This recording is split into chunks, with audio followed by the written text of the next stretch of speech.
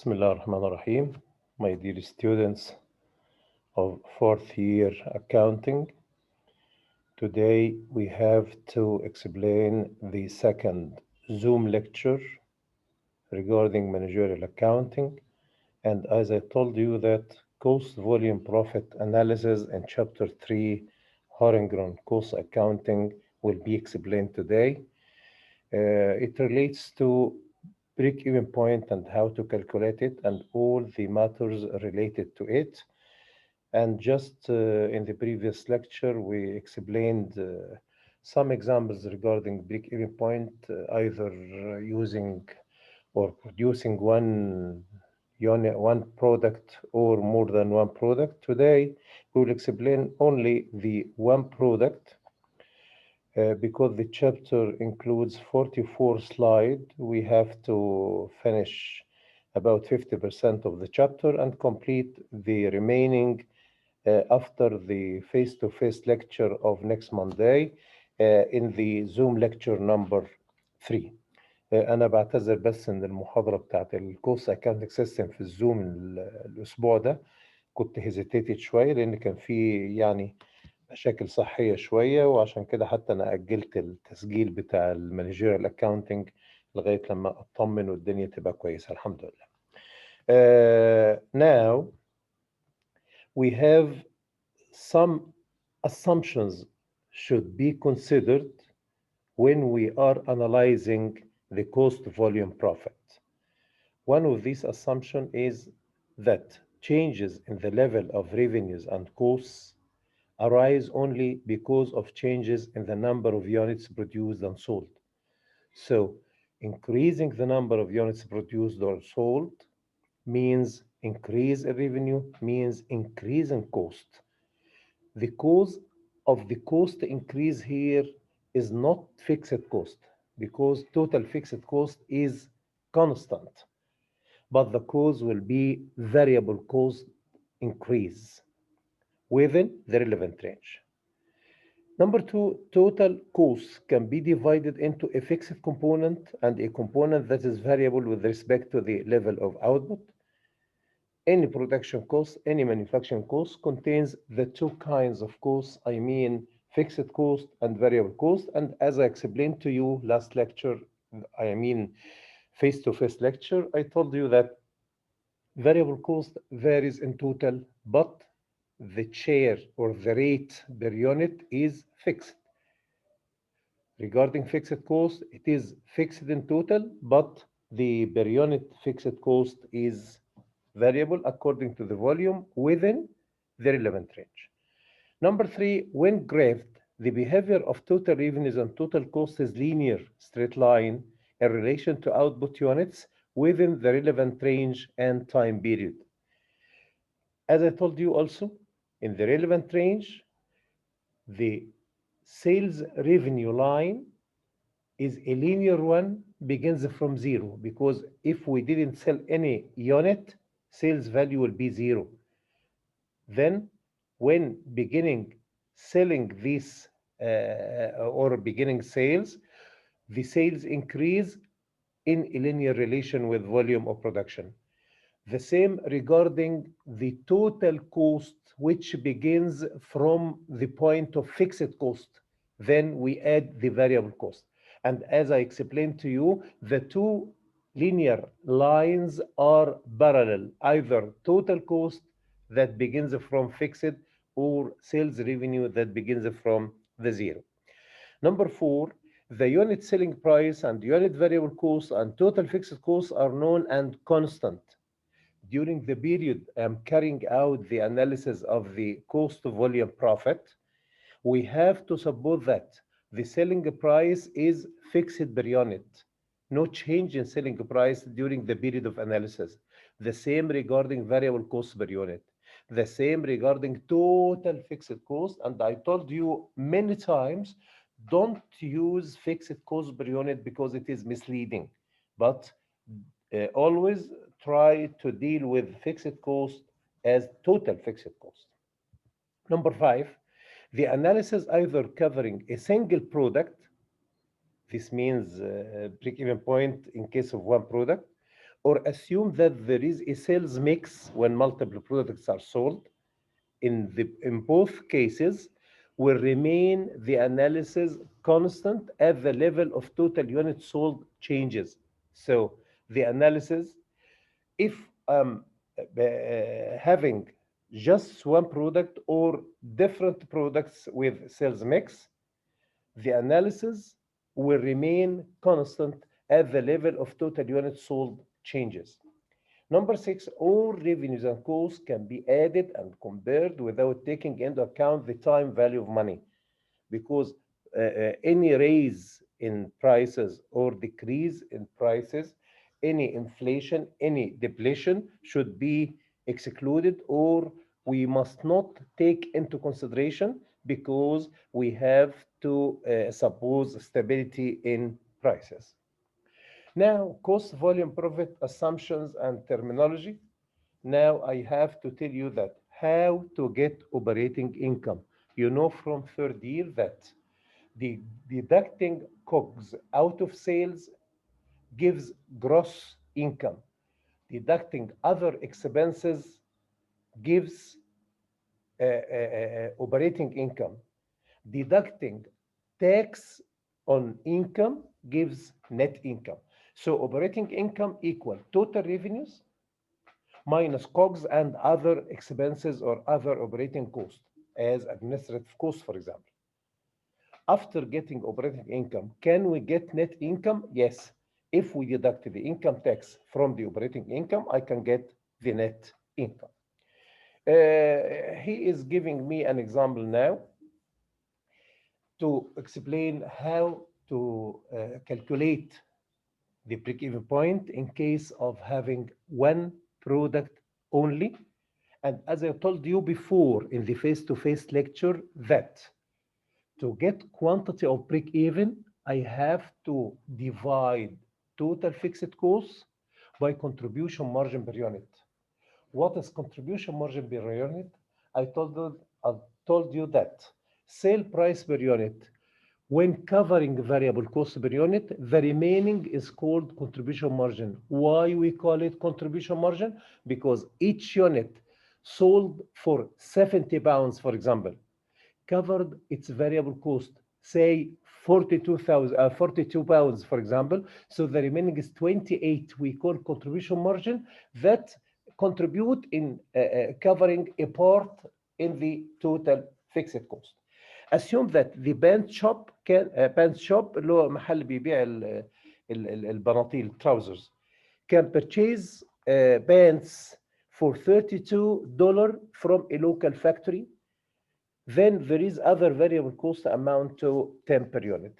So total variable cost per unit equal 42. Why? We purchase each pant for $32 plus other 10 variable cost. So the total is 42. The average selling price per pair of pants is 70. So I will sell the pants for each pant. We call two pair of the pair of pants means البنطلون اللي هو له رجلين اتنين، يعني ما هو اكيد له رجلين اتنين فبيسموه pair of pants. So البنطلون, the pair of pants is to be sold for 70, while its variable cost is 42, 32 plus 10. And we have total fixed cost of 84. Now, if deducting the 42 out of 70, I will get 28. That is contribution margin.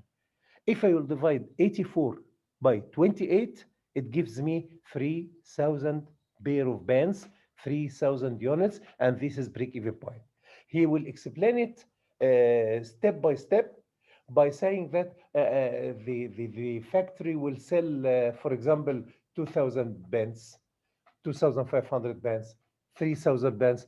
When arriving to the 3,000 pants, it will be the break-even point where total revenues equal total cost, so there is neither profit nor loss, like this.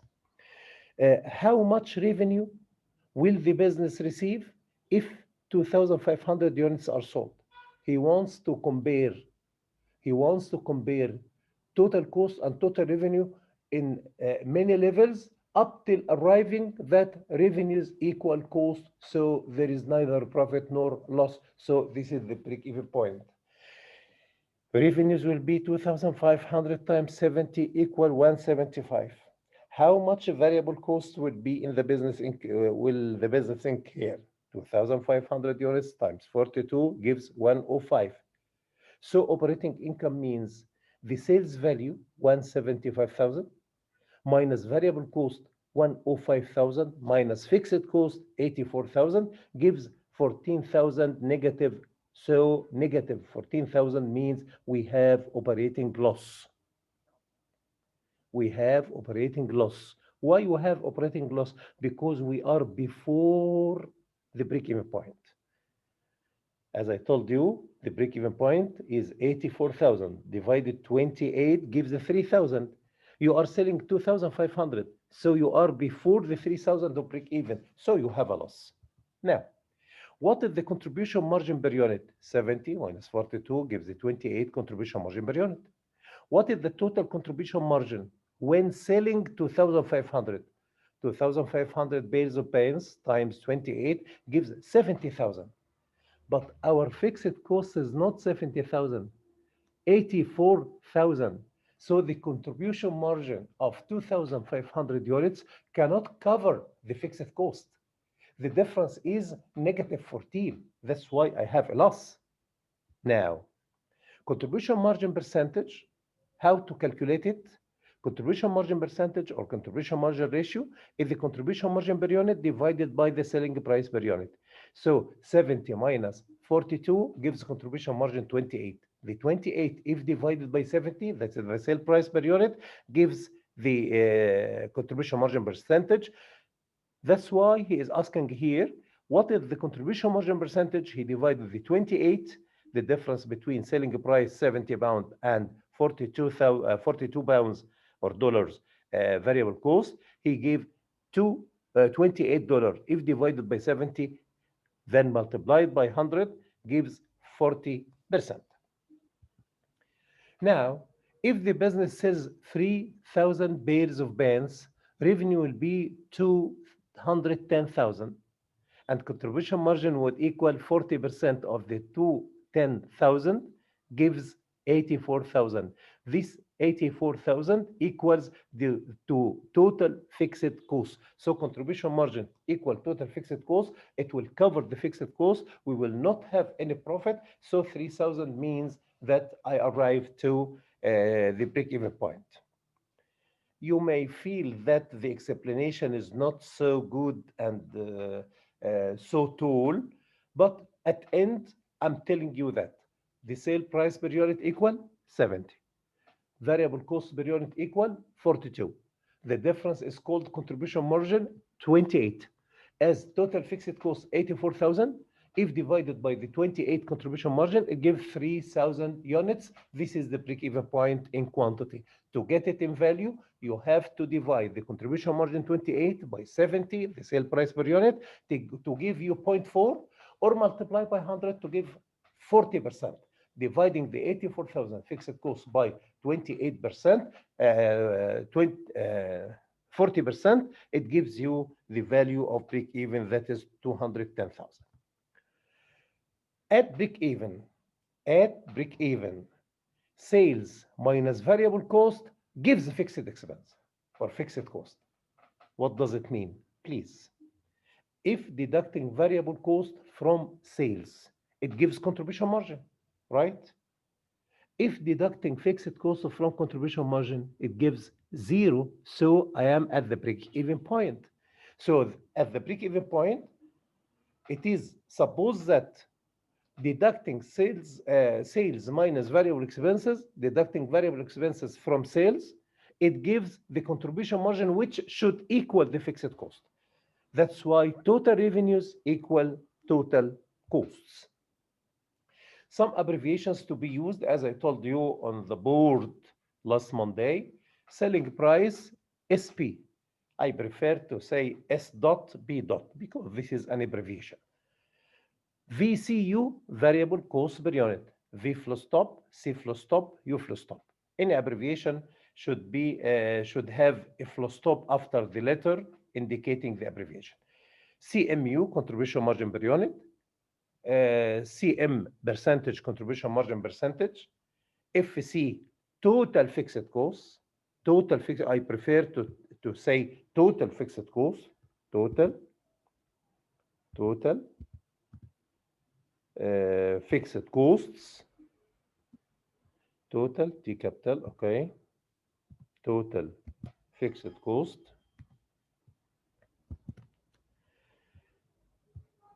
because I would not use fixed cost per unit. It is misleading. Then Q gives the quantity, any quantity.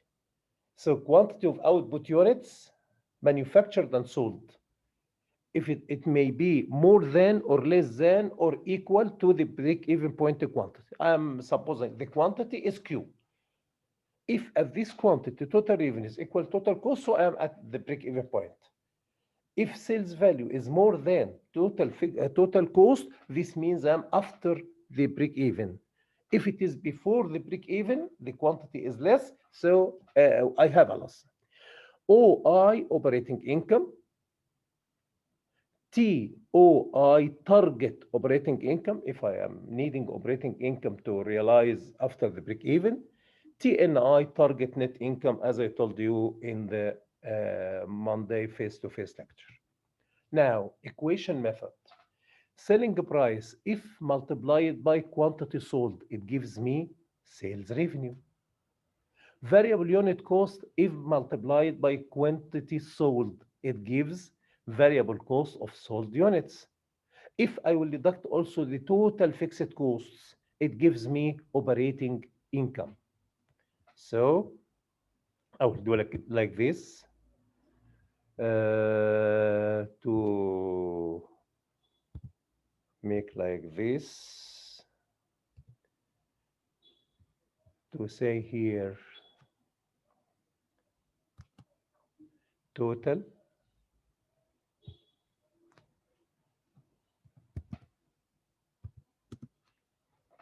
fixed costs.